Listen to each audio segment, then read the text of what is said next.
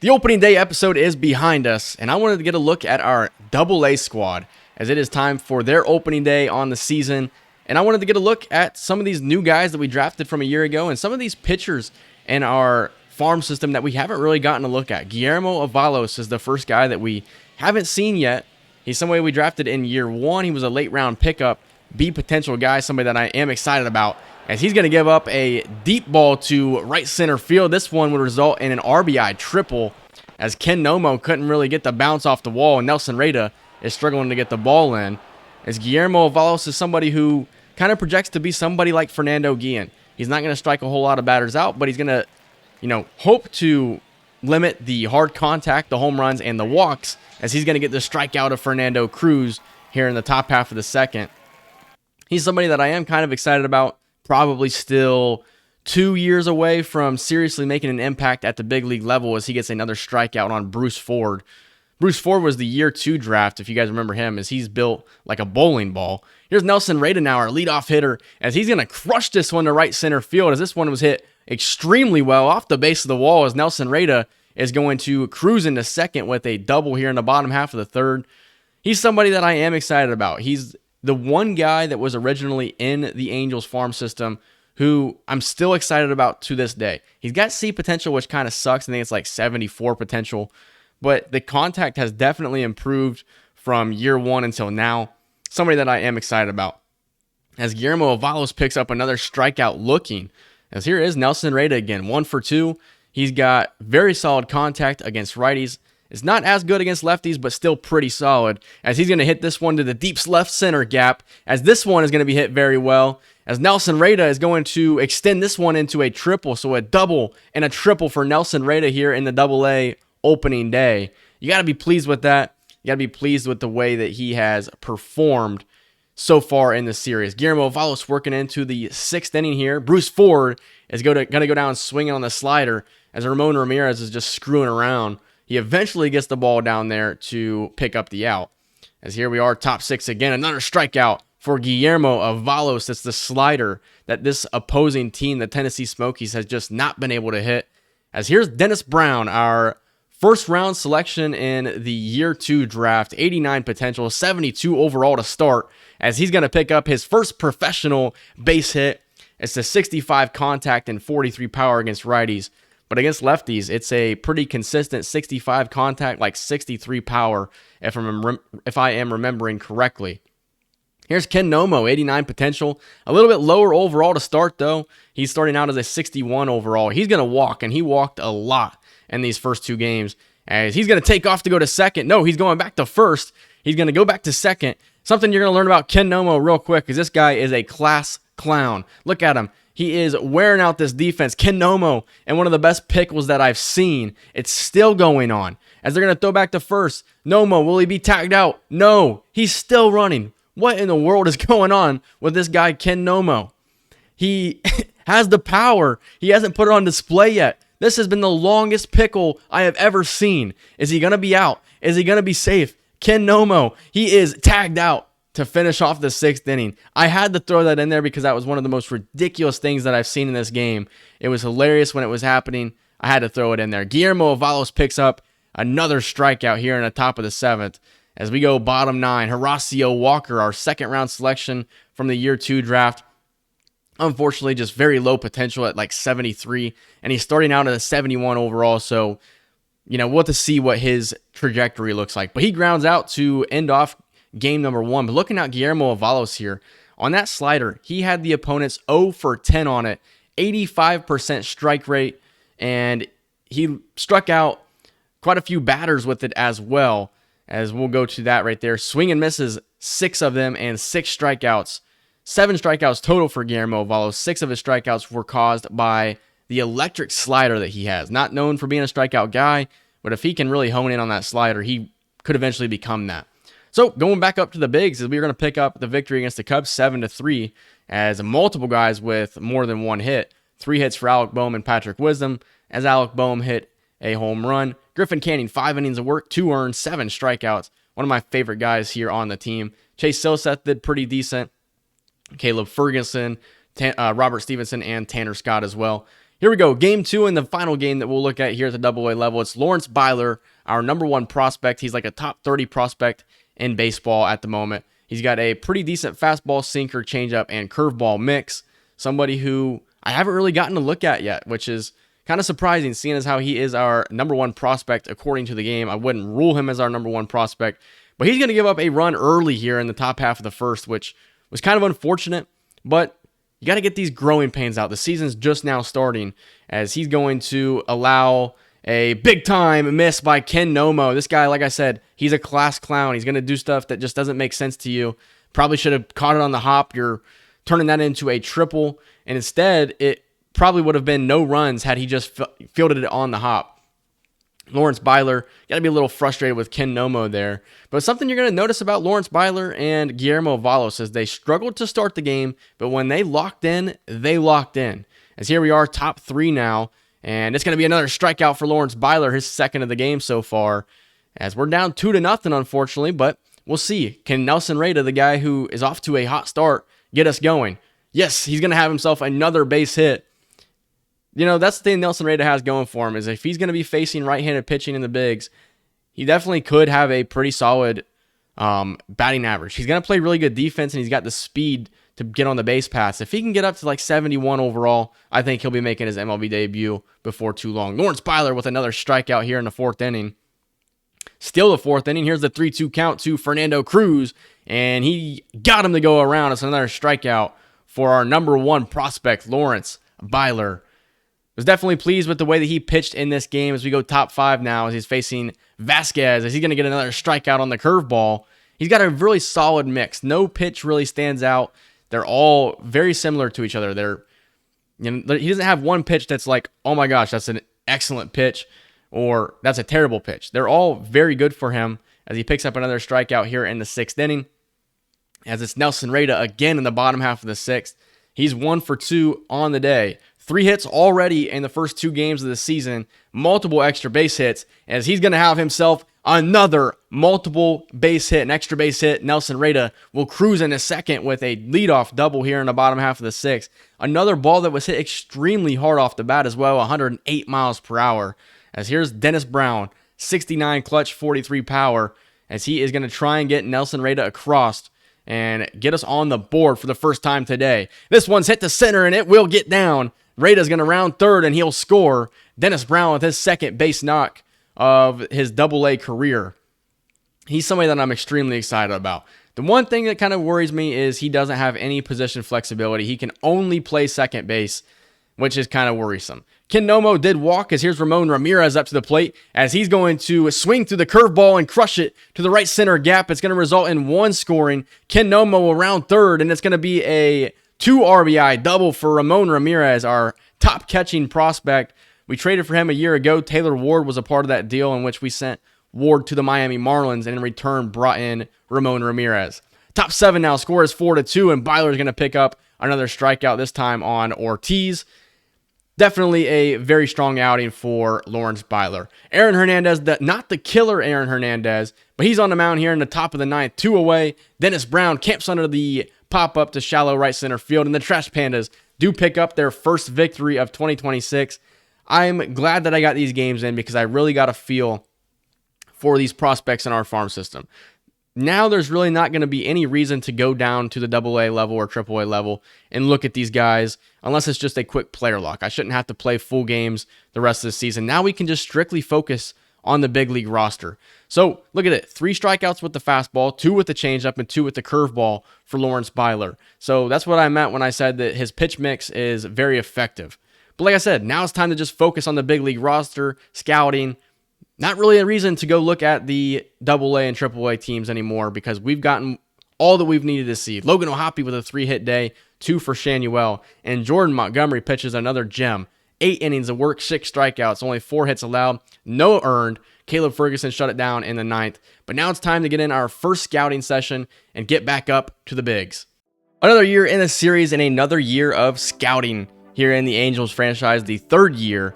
As this year, we're looking to kind of hone in on those corner infield positions and shortstop positions as well. I think the outfield is looking good for the future. We do have a catching prospect that we traded for Ramon Ramirez. Our starting pitching looks solid. I think that these corner infielders and shortstops is probably where I want to focus this season.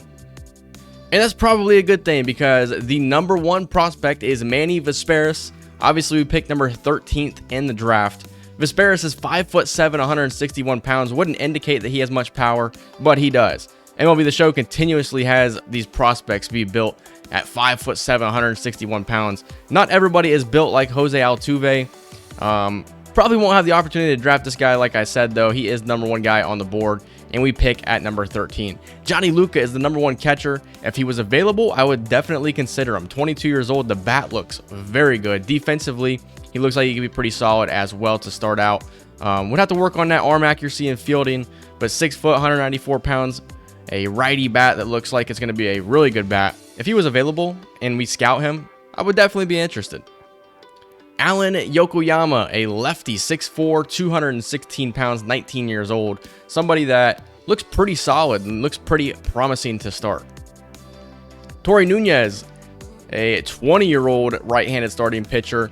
The walks per 9 looks extremely good. The home runs per 9, the pitch velocity, the stamina. If this guy was available, I would definitely take him. Has a 4-seam fastball, changeup, cutter, slider, curveball mix. One of the better mixes that I've seen with these pitching prospects. Most of the time, it just looks way too, I've seen guys that have a 4-seam, 2-seam sinker and cutter pitch mix, and that just makes no sense. Torey Nunez looks pretty good. Alan Bennett from South Korea looks like a very good contact bat. A switch hitter, 5'8", 179 pounds. The power doesn't really look like it's going to be there. Defensively, doesn't look too great to start. His fielding and reaction could be pretty solid. That's mainly due to the fact that he looks to have pretty solid speed. He's somebody that I would definitely be interested in. Just looking for somebody with a little bit more power at this stage in our franchise. Landon Warren, 6'1", 213 pound right-handed starting pitcher. He looks pretty good as well. The pitching looks pretty strong in this draft. A lot of young guys that look very promising. Marco Villarreal, 18 years old. He is a lefty bat, and he is 10th on our board and 10th on the MLB board at the moment. 18 years old. The power doesn't really look like it's there, but if we're looking to pick up a left-handed hitter, Marco Villarreal has been the first guy that I've seen that could give us what we're looking for. Bob Blank, a first baseman here. One of the best first basemen here in the class. A very good power bat. The contact looks like it could be pretty solid. He looks to be a guy that hits a lot of home runs. The arm strength looks very good as well. Somebody that could probably play in the outfield.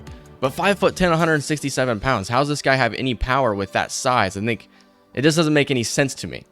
Then you got Juan Villarreal, not related to the other Villarreal, but he has a very good bat as far as contact hitting goes. Vision discipline looks like it's going to be really high. The power could be solid. But there's 2 guys here that are lefties. Kenny Pinnock, who looks to have really good contact. The power could honestly be there. The vision discipline is going to be about average. It's going to be maybe below average to start, but as he progresses through his career, could be around average. The defense looks iffy, but the speed looks pretty solid. 18 years old, we don't know enough about this guy, but he is a lefty bat, and if he has well-rounded hitting stats, he's somebody that I could definitely see us taking a look at in the future. I get that he's a left fielder, but it wouldn't hurt to try and find a left fielder for the future. And then the last guy I want to show you here is Mikey Cruz. He's also a lefty hitter. The contact looks pretty solid. The vision looks pretty solid. The power looks like it's going to be non-existent, which does suck because I do want to bring in somebody who can hit for a little bit of power. But we'll have to see how it plays out. I actually already do have 2 guys I forgot to show you guys that I'm interested in. First guy, Kenneth Kruger, 20 years old. He is got a 75 to 99 potential. His thing is he's very well-rounded at everything. He reminds me a little bit, just based off of these stats, of Dennis Brown, who we just drafted in the first round in last year's draft. The hitting stats look very well-rounded. Could all be, they could all become above average in the future. He's the first guy that I'm going to scout as far as fielders go. And then Kenji Nakamura is probably my favorite prospect that I've seen. He is 13th on our board, 13th on the MLB board, so he's right where, we would be drafting. He's a lefty pitcher. He's 18 years old, and he is a mammoth. 6'5", 244 pounds is ridiculous. The walks per 9 looks really good. The pitch velocity and pitch break look really good as well. He'd have to really nail the hits per 9, strikeouts per 9, and home runs per 9. But if he could develop those at 18 years old, this guy could be very good in the future. He's a prospect that I'm very well interested in. So it's Kenji Nakamura, Kenneth Kruger, and we're going to discover infield prospects out of the East region for the first week of scouting.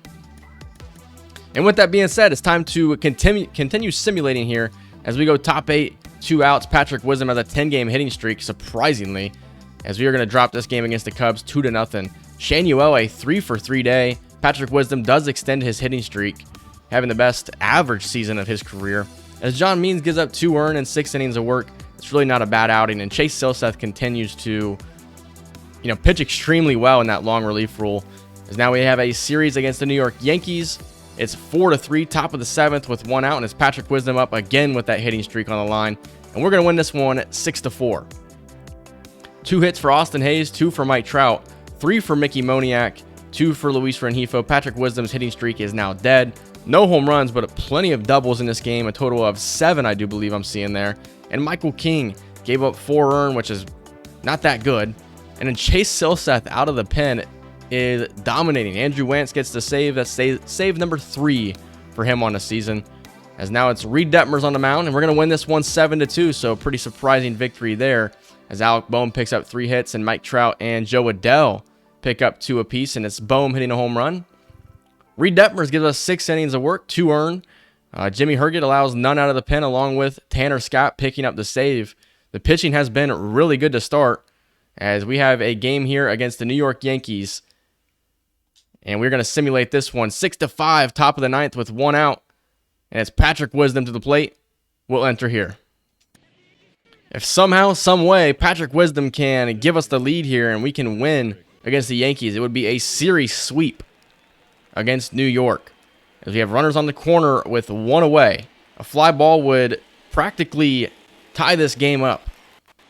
Here's the 0-1 to Wisdom as he's going to check his swing, and the count will go to 1-1.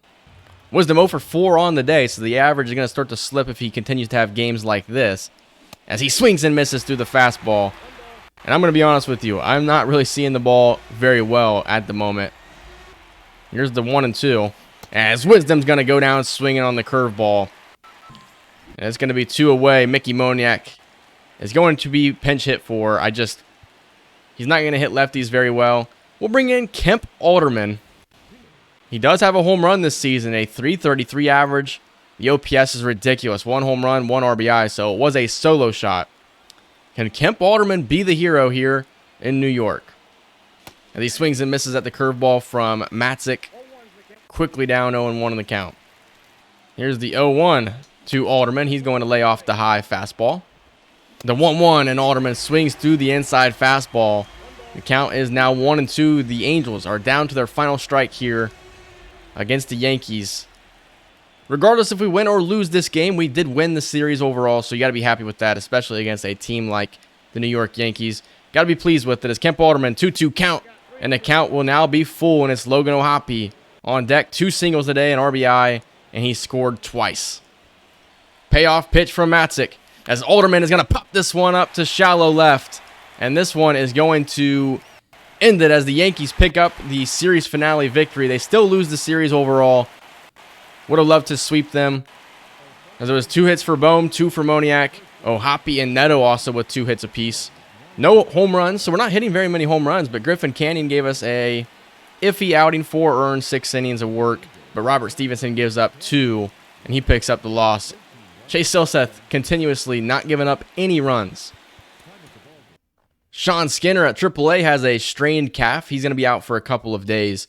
Fortunately, not going to be out long term, but we do have a guy who's been pitching lights out in his first 2 starts. Jordan Montgomery, 17 innings of work, 8 strikeouts, barely allowing any runs. He's allowed 1 earned run.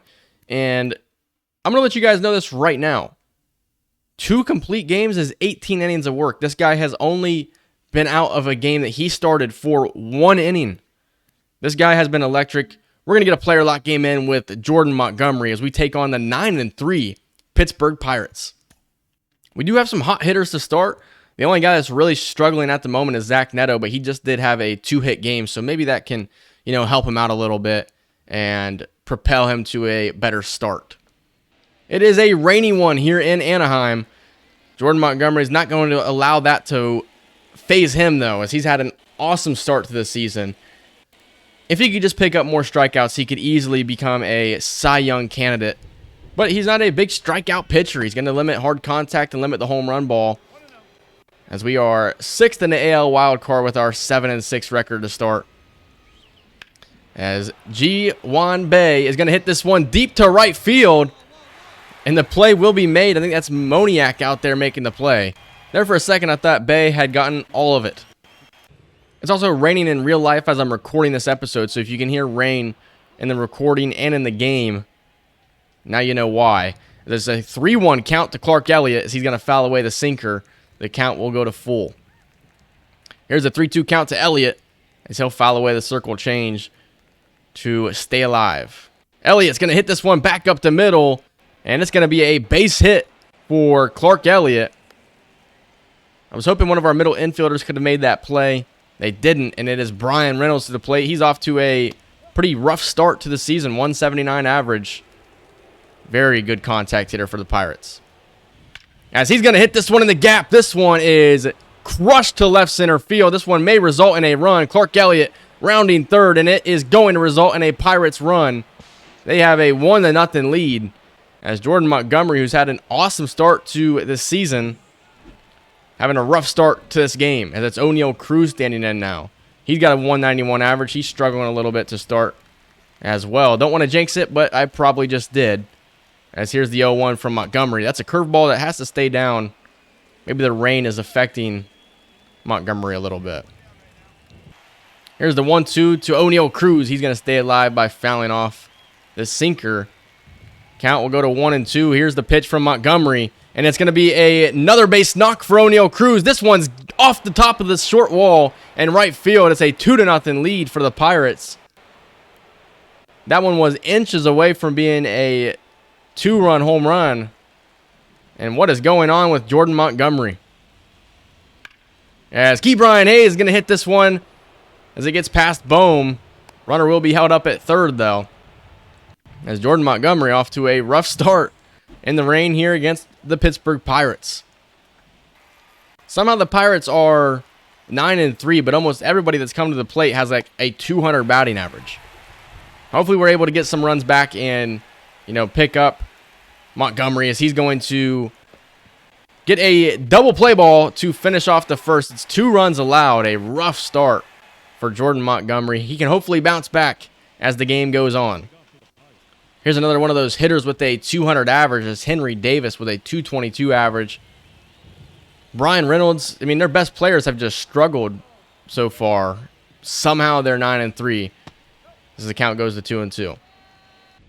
As Henry Davis is going to ground out to Shanuel for the first out of the second inning.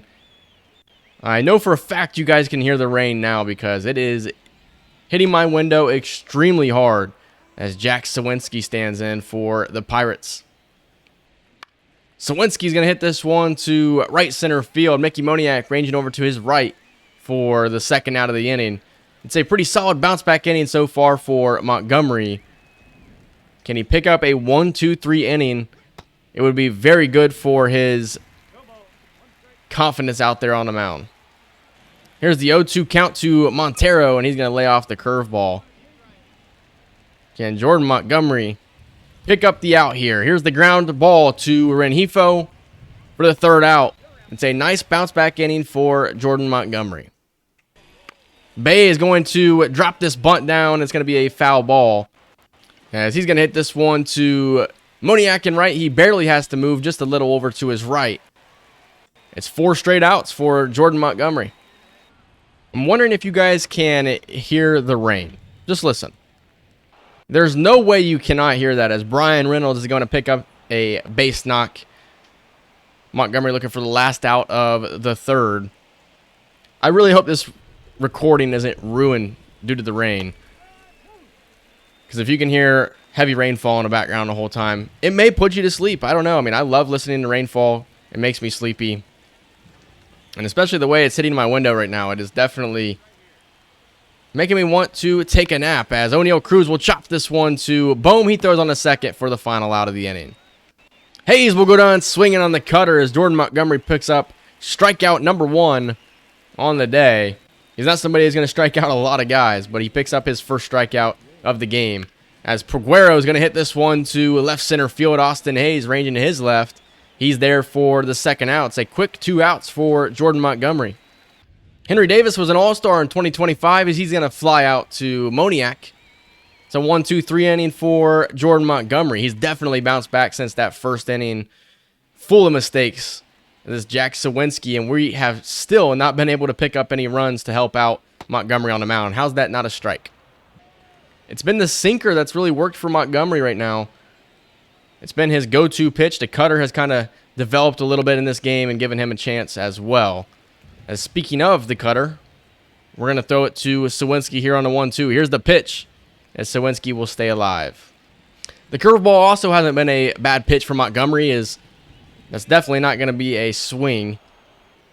As the count will go to 2-2, we're going to go back to the sinker. It's his best pitch so far, as it's going to be Shanuel making the play on the opposite of the hot corner, the cold corner. That was a tongue twister, as it's Montero to the plate. He's 0 for 1, as Jordan Montgomery's looking to pick up the second out of the inning. 5-year career for Montero. Never heard of this guy, but apparently he's played for the Rockies and the Pirates. I'm going to go with the cutter up and in here on the 2-2. Here's the pitch, and it's going to be strike 3 looking as Jordan Montgomery picks up his second strikeout of the game. He has definitely bounced back since that first inning. Really pleased with the way Montgomery's pitching. Can we just get some runs to help him out? As here's Bay to the plate. Got to be honest with you, those two-hand swing types are so ugly. Nobody in baseball swings the bat that way. It's going to be a base hit for Bay, as the inning will be extended here in the 5th inning. Get over to second, Montgomery. As Bay is going to try and swipe second, and he's thrown out. It's a perfect throw by Logan O'Hoppe to finish off the top half of the 5th. Logan O'Hoppe helping out a starting pitcher. The pop time was ridiculous and a very good tag by Zach Neto. Did we score any runs? Negative. We did not. As here's Clark Elliott back up to the plate. He's 1 for 2 as we are now into the 6th inning. Elliott's going to hit this one to Rengifo. Going to be a tough play to make. He does make it, though, for the first out. As here is the 3, 4, and 5 hitters. Definitely the most dangerous hitters in these lineups, as Brian Reynolds is 2 for 2 on the day. As Reynolds is going to pop up the circle change. That was a dangerous pitch to throw. Fortunately, it didn't result in a home run. An elevated changeup to a hitter like that, yeah, you're not going to get that ball back very often. As O'Neal Cruz is behind the 94-mile-per-hour fastball. We're going to throw a sinker, but you got to make sure you keep it down. That really wasn't down, but it was off the plate, so you'll take it. I'm going to go with the cutter. Can it act as a slider here against Cruz? He's going to foul away. The 87-mile-per-hour cutter. Circle change. Let's throw that one. It really hasn't been an effective pitch in this game. Try and keep it down as Cruz will foul it away. The curveball also hasn't been a very good pitch for Montgomery.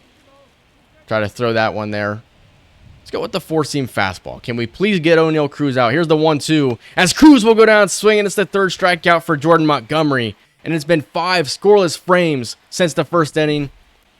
Can we score some runs? We have 1, 2, 3 hitters due up in the bottom half of the 6th.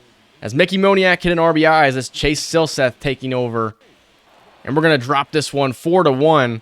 An excellent outing, though, overall for Jordan Montgomery. Yes, he did give up 2 early runs. But when you only score 1 run, it doesn't really matter what you do on the mound. He does pick up the loss, but overall, got to be pleased with it. As Mike Trout's 3 for 3 day is not going to help us out enough. Chase Silseth gave up 2 earned runs. Jordan Montgomery gave up the 2 earned. Robert Stevenson did a pretty solid job. Overall, Montgomery, definitely pleased with that outing. That's good for a 3.0 ERA, which, you can't beat. John Means on the mound is it's 2-1 here in the bottom half of the 8th. Logan O'Hoppe up to the plate here. We're going to go ahead and simulate to the end of this one as we are going to get beat again by the Pirates. Multiple people with 2 hits, Shanuel, Wisdom, and Moniak.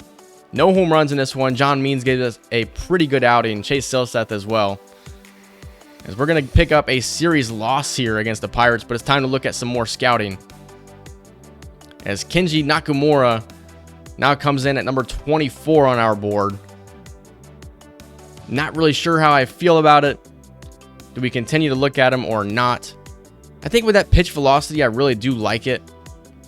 Kenneth Kruger, though, on the other hand, he doesn't look as good. 82nd on our board now. I can't continue to scout this guy. He is, a first baseman and a second baseman as well, but he's somebody that I'm going to hold off on scouting the rest of the way. So we're going to go ahead and change him.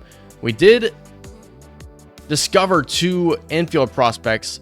Roy Clark, a shortstop, doesn't really look to have too much with the bat, 20 years old. Maybe a late selection. Vince Hampton, a second baseman as well. Not really anything with the bat. He could be a late selection in the future as well. So Kenny Pinnock here is somebody that I do want to look at. So he's 18 years old. The contact looks good. The power could be there in the future. He's somebody that you could definitely develop. Like I said, I don't really want to bring in a left fielder at the moment, but we're going to take a look at Kenny Pinnock. And then we'll wrap up the scouting profile on Kenji Nakamura.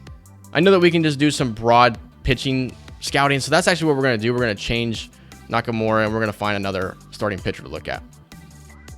Torey Nunez looks really good, but I don't think he's somebody that I want to look at just due to the fact that he is probably going to be one of the top players drafted, and I don't want to waste a scouting cycle on somebody who could be taken quite high. So what I'm going to do is I'm going to go ahead and scout Toby Lau. He's 18 years old, 6'3", 201 pounds. The walks per 9, home run per 9, really good. Hits per 9. The strikeout per 9 doesn't look like it's going to be too great, but a 4-seam fastball changeup splitter mix also doesn't look very good as well. We'll take a look at Toby Lau and we'll see if this scouting cycle brings us any good results. As we're back on to simulating, we do pick up a series finale victory against the Pirates. It's going to be 2 hits for Neto and Ohapi. Renifo, Neto, and Ohapi all homer. Michael King with his best start on the season. Herget, Ferguson, and Stevenson pick us up as the 3-13 St. Louis Cardinals come to town. This should be a series sweep all day long. But, our luck, we're going to drop the first game at 3-7. The bats pretty much, I was going to say they go cold, but I think it was more so our pitching struggled. It was Reed Detmers. Chase Silseth was the one who really struggled. Griffin Canyon on the mound as we're going to pick up another loss. So a team that had 3 wins coming into this game has already picked up 2 wins in a matter of 2 days. Griffin Canyon struggling on the mound. Steven Matt's playing again. We're going to get a player lock game here, but we're going to player lock with... It's also Jackie Robinson Day as well, so everybody will be wearing number 42. The bats have been pretty good for us this season. Joe Adell with that 194 average just really isn't getting it done at the moment. Maybe we'll have to see Kemp Alderman get a chance out there and right as opposed to Joe Adell. We'll see. It might be time to adjust the lineup here shortly. Steven Matz on the mound here for the St. Louis Cardinals as for some reason we're wearing gray uniforms at home along with the Cardinals. I don't really understand why that is happening. Trout heading to count 2-1 here against Steven Matz. Who's copying who? I think we're copying the Cardinals. Why are we wearing gray uniforms at home? It makes no sense as Trout's going to ground this one up the middle. It is going to be an out for the Cardinals defense. Patrick Wisdom with an RBI double gives us a 1-0 lead here against St. Louis. It is Nolan Arenado to the plate, batting 6th for the Cardinals. As Arenado is going to hit this one up the middle for a base hit. Shanuel with a 2 RBI double to give us a 3-0 lead here. Runner on second as well for Mike Trout. As Trout's going to hit this one to right field, it will get down. It's not going to be an RBI, but it is a base knock for Mike Trout. Runners on the corner now for Alec Boehm, who hits lefties extremely well. As here's the 2-2 pitch. Boehm's going to hit this one to the shortstop for the final out of the second inning. Jordan Montgomery definitely having a bounce-back start is what it appears. As this is going to find the gap, it's going to be at least a double for Lars Nootbaar. Trout is going to get it in. Nootbaar is going to try and turn this into a triple, and he is thrown out with ease trying to do so. the perfect relay for the Angels. Montgomery's got to be happy with his defense. Trout throws it on to Neto. I think Neto then threw it to Alec Boehm to pick up the out at third. Nobody out, 2 on for Mike Trout. Big opportunity for one of the best players in baseball. As Trout's going to hit this one deep to left field. This one is gone. It's a 3-run shot for one of the best players that the game has ever seen. Mike Trout extends our lead. It's home run number 2 on the season. Kind of on a slower start this year as far as the home runs go, but still hitting for an exceptional average. It's a 6-0 lead for the Angels. This one was hit on a line here. 106 miles per hour off the bat. The launch angle is not going to be too great. The distance, 351 feet. Regardless, a 3-run bomb. As here's Packy Naughton on a mound. Another lefty here for the Cardinals. Trout's going to look to go yard for the second time on the day. That one was hit very well to left field, but foul left field. Here's the 2-1 count upcoming from Naughton. As Trout's going to chop this one to the shortstop, Tommy Edman, as he is going to get Trout. 2 for 4 day for Mike Trout, as Jordan Montgomery is also pitching a 2-hitter at the moment.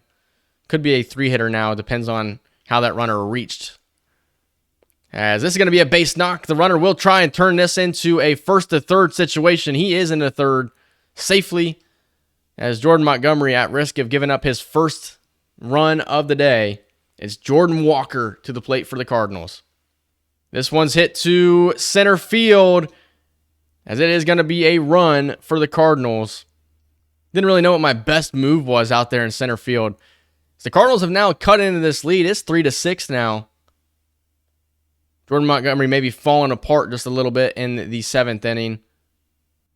Would love to get at least one of those runs back and extend our lead to 4 again. That way we can give Andrew Wantz a little bit of cushion as he tries to save the game in the 9th.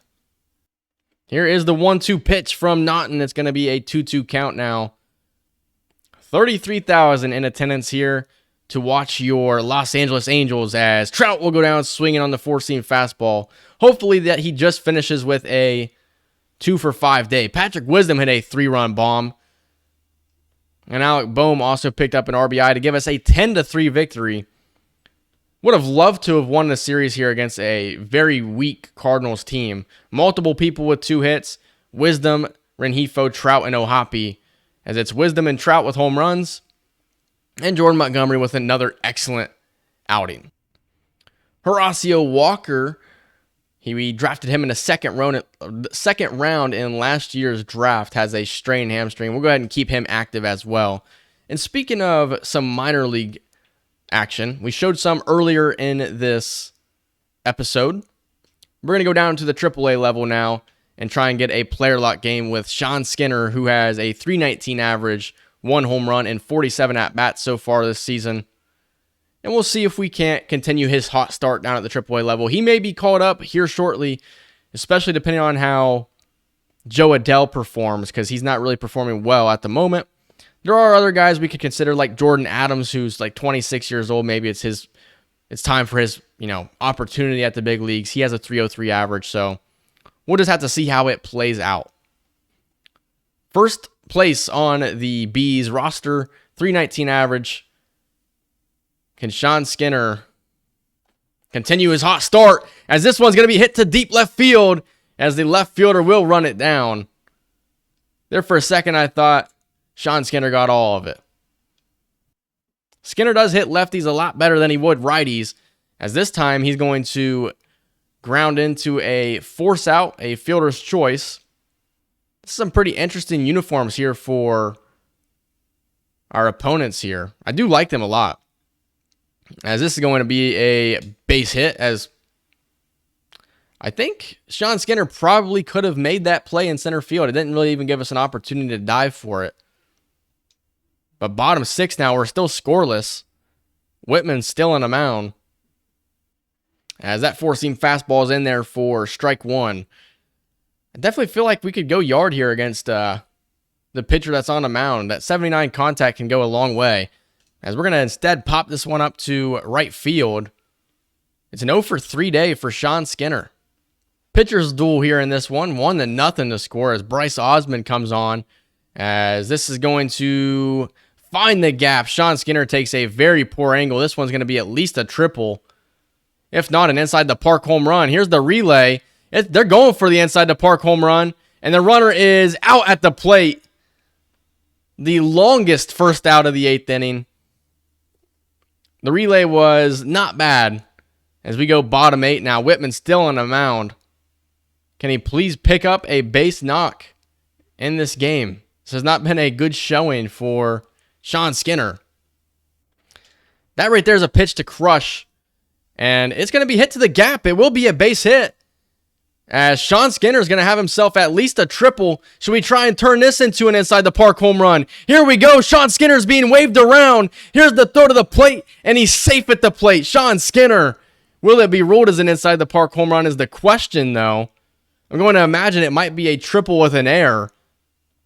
Sean Skinner putting that speed on display. It will be ruled a triple, unfortunately. I thought we were looking at home run number 2 on the season. There for a second, I didn't think that was even going to get down. I thought that was a shallow pop-up to right center. Instead, Sean Skinner gives us a tie ball game here, as now we reach extras. Sean Skinner definitely needs to develop that clutch as it's sitting at 55 at the moment. Would love that to be, more at that 70 level, as the runner will advance to third. So worst case scenario, Skinner can just pick up an RBI with a sac fly. As that looks like that's what he's going to do. It's not an RBI. I mean, it's not going to be a sac fly RBI. It's going to be a walk-off for Sean Skinner. The Salt Lake City Bees are going to pick up the victory. For some reason, I wasn't registering the fact that it was the bottom of the 10th. So when he hit that, I was thinking it was just going to give us the lead, not give us the win, as Sean Skinner will pick up the walk-off here. It's going to be a 1 for 4 day with a triple. Arguably could have been ruled an inside the park home run, but I think the scorekeepers got it right. Sean Skinner is your player of the game, as he picked up 2 RBIs and that triple, and also was a part of the relay that got the runner out trying to hit the inside the park home run. Fernando Guillen has been lights out at the AAA level so far, with a 1.88 ERA, the whip below 1, 20 strikeouts. Chase Chaney, on the other hand, has not pitched very well. But Fernando Guillen may be getting an opportunity at the big league level again before too long. Eric Mott has been moved to that middle relief role, and he's not really done well at the moment. Guillermo Avalos has pitched extremely well at the AA level, along with Lawrence Byler. David Cho has pitched well. Jim Rosenberg, not so much. Dennis Brown has a 310 average with 1 home run at the AA level. Ken Noma with a 220 average. Ramon Ramirez at a 310 average. And Nelson Reyes, somebody who I'm extremely excited about, looking to probably get the call up to the AAA level before too long, has a 289 average. And Horacio Walker has struggled and he's injured. Wah, wah, wah. So I think I do want Kemp Alderman getting some at-bats here against left-handed pitching. I just think Joe Adell, 34 at-bats into the season, has a 176 average. We'll move him to the bench here. He is cold, and we'll give Kemp Alderman a chance.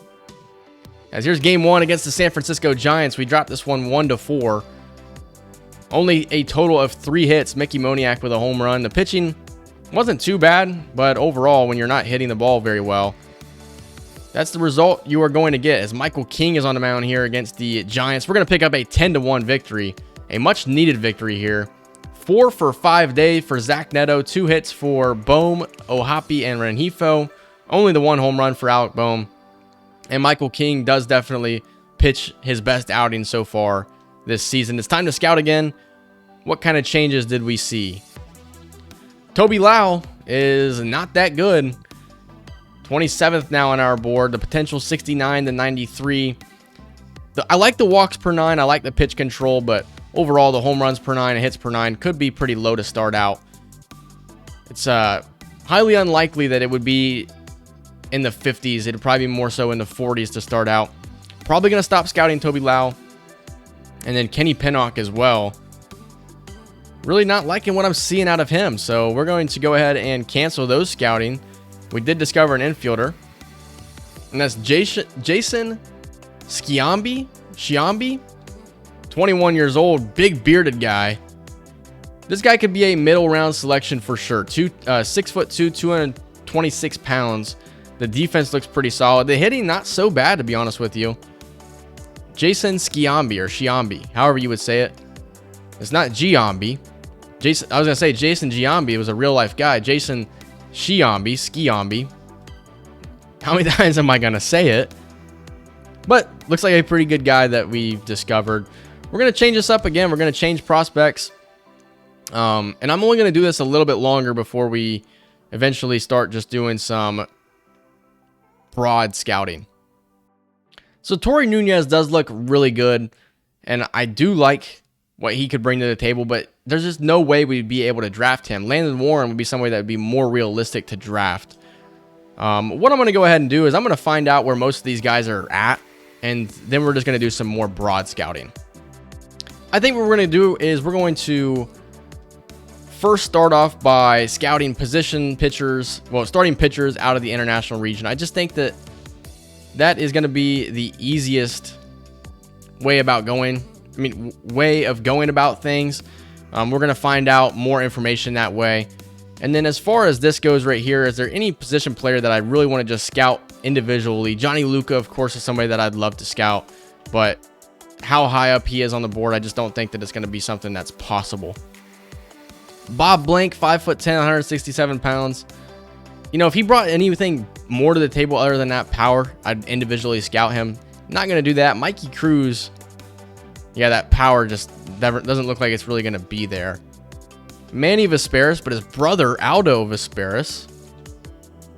They're from different countries, though. And Manny Vesperis, I'm not going to scout this guy. I just can't. I'm going to go ahead and cancel this as well, and I'm going to see if we can't discover some catchers out of what region is Johnny Lucca out of. The central region, potentially? I don't know. I don't know. Maybe we just go infielders, because we already have somebody doing infielders out of the East region. Maybe we just go discover infielders out of the West region. Maybe we just do something like that. It'll be a general discovery week of scouting. I don't know. There's just really nobody in this draft that has been intriguing to me at the moment. As we're 10-11, Blake Snell is on the mound. And speaking of Kemp Alderman, who we just put into the starting lineup against lefties, we're going to get a player lock game with him. Blake Snell on the mound, somebody who's not pitched very well for the Giants in real life, as it's going to be a bases loaded walk for Hayes in the first inning, as Kemp Alderman stands in against Blake Snell. It's 1-1 here in the top of the second. Of course, Kemp Alderman was somebody that we picked up in the Rule 5 draft. B potential player, so maybe he does have a little bit of potential that he can tap into and become a quality player in our lineup. Here's a 2-2 count from Snell, and it's going to be on to Black for strike 3. That's a tough pitch. You got to at least protect, though. Bottom of the third here, Garrett Hampson is going to have himself a base knock as Kemp Alderman comes to the plate for the second time in today's game. Nobody on for him, as Blake Snell's 97-mile-per-hour fastball is going to be too far outside for ball one. As Alderman swings through the fastball that was thrown right down the middle. Man, you'd love to get that one back. The 1-2 from Snell, as Kemp Alderman's going to hit this one pretty well to left field. This one's hit back. It's deep, and it is caught on the warning track. Oh boy, that one was nearly crushed as Anthony Santander makes the play. 2-1 the score now, as Reed Detmers gave up a home run to Flores. And it's Patrick Bailey who's going to pick up a base knock here in the fifth inning. Logan O'Hoppe with a solo shot, as it's top 7 now. Blake Snell still on the mound, as Kemp Alderman is going to hit this one through the hole, but the shortstop actually cut it off, so never mind that. It's an 0-for-3 day for Kemp Alderman. We go bottom 8 now with a runner on first for Jorge Soler. Robert Stevenson on the mound now. Kemp Alderman is not going to get there. This one's going to reach the wall, and it may result in a run. Kemp Alderman gets it in. The runner's trying to score, and the runner is safe at the plate. It's a 3-2 lead for the San Francisco Giants. And it looks like they're going to continue to keep pouring on the scoring as runners are on the corner now with nobody out. Santander is going to hit this one to right center. Alderman back to the wall, and he's going to make the play, but it will result in at least one run for the Giants. Top 9 now as this Angels are down to their final out. It's Camilo Duvall on the mound for the Giants. Angels are down to their final strike as Kemp Alderman working on an 0 for 3 day. Duvall throws the sinker. Kemp Alderman will foul it away to stay alive. Pitch number 13 upcoming for Duvall. He delivers as Alderman is going to hit this one to right for the final out. It's a San Francisco Giants victory. I'm really, expecting a lot more out of this Angels team. Bowman Wisdom with a pretty solid day. O'Hoppe with a home run. Detmer's not bad, but Robert Stevenson gave up 2 earned. It's going to be another loss for your Los Angeles Angels. Vladimir Guerrero Jr., totally forgot he was on the Giants. They picked him up in, was it season 1's off season? Or after the first season. We have a series upcoming against the Athletics. This is a series that you have to win if you're going to be a playoff team. You cannot go out here and get beat by the Oakland Athletics as we're picking up a 13-4 lead in this one. So we do win game 1 here against the Athletics. 3 guys with 3 hits apiece, Rengifo, Trout, and O'Hoppe. And then you had 3 guys with 2 hits. Rengifo and Trout both homered in this one. Griffin Canning gave us an excellent outing. 4-2 now, top 9 with 2 outs. We are going to enter this game. We have to pick up the victory here. Our pitching has been pretty good. We've only allowed 91 runs the entire season so far, which is good for 4th in baseball. We're just not hitting very many home runs. We don't really have power in this lineup at the moment. As it's Mason Miller with some electric stuff on the mound. I forgot, I have them playing at a AAA stadium now because they no longer play in Oakland at the Oakland Coliseum. Sorry, I have a sore throat. Rengifo doesn't really hit righties as well. He did last season, though. In season 2, he really crushed righties. As he's going to hit this one back up the middle. This is going to tie the game. Here's a play at third, and the runner is safe. I kind of forgot that I'm not player locking, so at first I was really screwing up the base running. Luis Rengifo is going to tie this game up, though, in the 9th. As they're going to make a pitching change, it's Luis Morales coming in now, and it's Zach Neto who is 0 for 2. I thought about pinch hitting for him, but I'm going to keep him in here as we would like his defense. As strike 1 is across. Yeah, Zach Neto, probably not the best guy to have at the plate in this situation. You'd probably like somebody else. But he is down 1-2 now. Do we go contact swing right here? Would it really make a difference if we did or not? We'll try it. As Neto is going to foul away the curveball. The Athletics playing here at Main Street Field. As this one is going to be a base hit. Zach Neto will give us the lead. It's 5-4. It's time to warm up our closer, Andrew Wantz. 3 runs in the 9th for the Angels. We will warm up Andrew Wantz and schedule to put him in. As Nolan Shanuel will hit this one to left field for the final out. It's a 3-run inning in the 9th as the Angels take the lead. And we are going to finish playing this game. It's Andrew Wantz. Strike 3 as Andrew Wantz picks up the first out on Rhys Hoskins. It's Tyler O'Neill to the plate now. With a win here, we would win the series against the Athletics. That's ultimately the goal whenever you play against a division rival. As O'Neill's going to hit this one to Moniak out and right for the second out. MJ Melendez. The Athletics are like a YouTuber doing a MLB the Show rebuild. They got guys on the team that, weren't there when the series first started. Regardless, it's going to be a win for the Angels. It's a 3-run 9th inning. It was Luis Rengifo who played hero in the top of the 9th to tie the game up. And then it was later Zach Neto who gave us the go-ahead run in the ninth. Looking at the hitting here, it was really slow until we took over. Rengifo with that triple as well in today's game. Jordan Montgomery did struggle in today's outing, though. Andrew Wantz picks up his 4th save of the season. Going for the series sweep here against the Athletics. Bottom 10, 1 out. Andrew Wantz is on the mound. We are going to simulate this one. Yes, we win it 5-4. That was a true, yes, we won it. Because every time I do that, we tend to lose. As it's 2 hits for Moniak, 2 for Hayes and Rengifo and Bohm. And a 4-hit day for Logan O'Hoppe, as John Means gave us a very mid outing. But still Seth Stevenson and Wantz definitely pick him up. As now we have a series against the San Diego Padres. Game 1 of the series is going to be a 5-0 lead here early. 2 home runs already for Patrick Wisdom, as we do pick up a 5-1 victory. And Tanner Scoble has been injured again. This guy cannot stay healthy. It's 4 wins in a row for the Angels. 2 home runs for Patrick Wisdom, as Michael King with an excellent start. He's definitely starting to lock in on the mound. As I'm going to play one more player lock game here against the San Diego Padres, and then we'll leave off with the series finale against the Padres.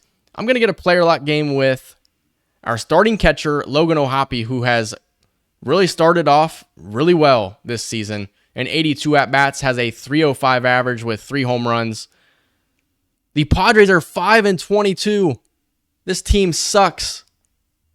We could always be as bad as the Padres. As Reed Detmers is on the mound here, a 5.55 ERA. The whip pretty high. It's been a rough start for him this season. He's looking to turn it around for sure.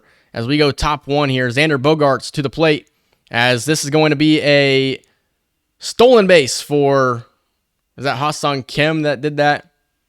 Bottom 2 now for Logan O'Hoppe. It's Matt Waldron on the mound for the Padres. Can O'Hoppe continue his hot start? What the? Yeah, you'll never forget that reaction right there. A 60-mile-per-hour knuckleball. So now that we know this dude has a 55 to 82 mile per hour knuckleball that he throws, maybe we can adjust. This is going to be nearly impossible to hit. Here's the 1-2. Yeah, what in the world? How are you supposed to hit that? 3-1, the Padres lead. Holy crap, it's going to be nearly impossible to hit it. Okay, he throws us something other than a knuckleball. Yeah, what in the world? I'm just going to go contact swing and hope that I can get a piece. I mean, this is the nastiest pitch I've ever seen in MLB the Show. Yeah, now we're behind the plate here. Try and make the play here. O'Hoppe throws down to first, and he's there. Chase Selsas on the mound now, so Reed Detmer's taken out early in this game. As we go bottom of 7 now, Matt Waldron still on the mound for the Padres. It's just going to be impossible for me to hit the ball. So it looks like we're going to pick up a loss here against the Padres unless Waldron's taken out, as O'Hoppe is 0 for 3. As the Padres do pick up the victory, Reed Detmers continues to struggle. There's not a whole lot to talk about in this one. Wisdom hits home run number 8 on the season. Yeah, I'm a little frustrated after that. I cannot lie. So Matt Waldron is 29 years old, 75 overall. 29 years old, 75 overall. That knuckleball is just ridiculous. It's nearly impossible to hit. And I don't feel like I want that to be my last game of the episode. So we're going to go through some scouting here, and then we're going to face Kyle Hendricks.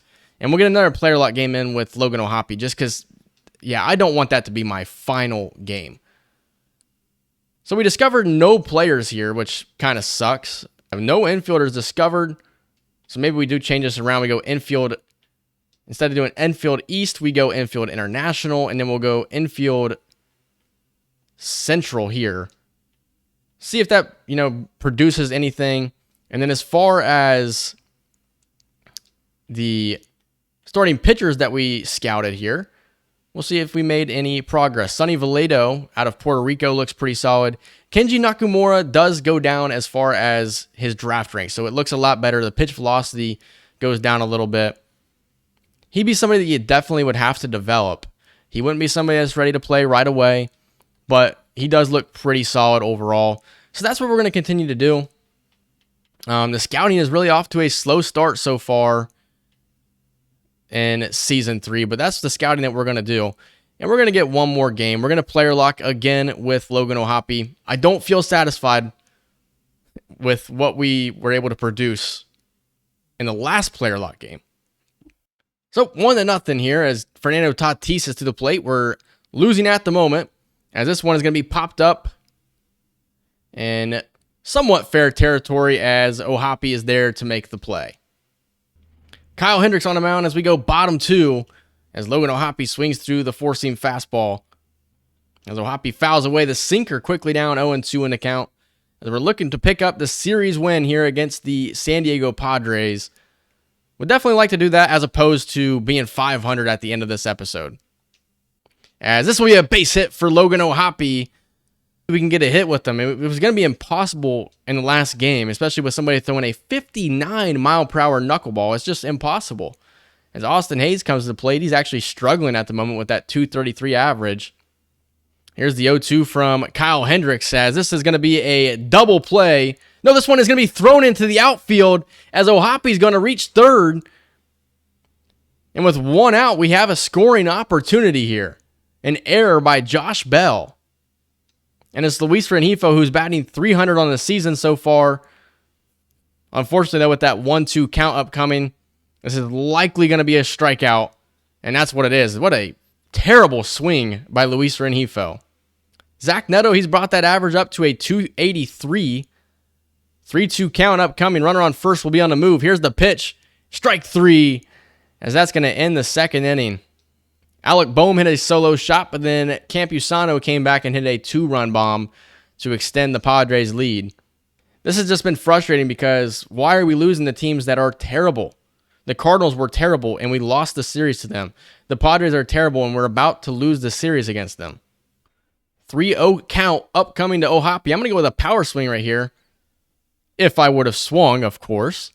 It's going to be a walk for Logan O'Hoppe as runners on first and second with nobody away. It's Austin Hayes to the plate. Here is the 0-2 count upcoming from Kyle Hendricks. The pitch, as this one's going to be hit to left field, and it will be caught by the left fielder for the first out.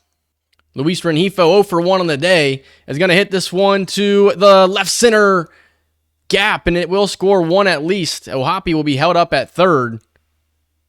I thought that was going to be a gapper. It was cut off pretty well by Jackson Merrill. It's hard to see where the ball is going when you're in these player lock games. Zach Neto with an opportunity to tie this game up. Here's the 3-1 count upcoming. Kyle Hendricks, here's the pitch.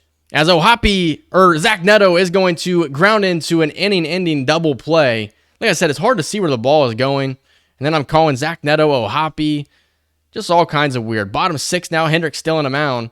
As Alec Boehm hit an RBI triple. O'Hoppe's going to hit this one to the second baseman. It's going to be off of his glove. It's going to be an error by Xander Bogaerts. They probably won't. Yeah, they will rule it as an error. Interesting. The third time Logan O'Hoppe's been on base today. As Austin Hayes is going to pop this one up to the shortstop for the first out of the inning. I know that this end of this video's commentary has just gotten chaotic, because I've been a little bit frustrated due to the fact that we faced a knuckleball pitcher who, if we had to play that dude in like the World Series, for example, we would lose that game 10 out of 10 times. So another infield pop-up, it's going to be 2 outs. Zach Neto 0 for 2 on the day, and he's going to lay down a bunt with 2 outs. Really doesn't make too much sense. It will be an inning-ending bunt. As we go bottom 7 now, 2 away. Runners on second and third now. Tim Cosgrove on the mound. So O'Hoppe with an opportunity here in the 7th. Here's the 0-2. O'Hoppe is going to strike out, as that is going to end the 7th inning as we trail 5-4. That was probably one of our better opportunities, and now we're losing 7-4. Why is it giving me an opportunity behind the plate? It's useless at this point. Like, why is it giving me an opportunity to field a pop-up behind the plate?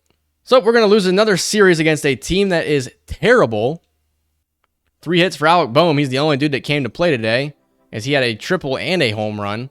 And looking at the pitching, Griffin Canning, I'm getting sick of seeing 6 innings, 4 earned. like every game that we play, that's what I'm seeing. 6 innings of work, 4 earned runs. It's the same thing every time. Caleb Ferguson gave up 2 earned. He's struggling at the moment.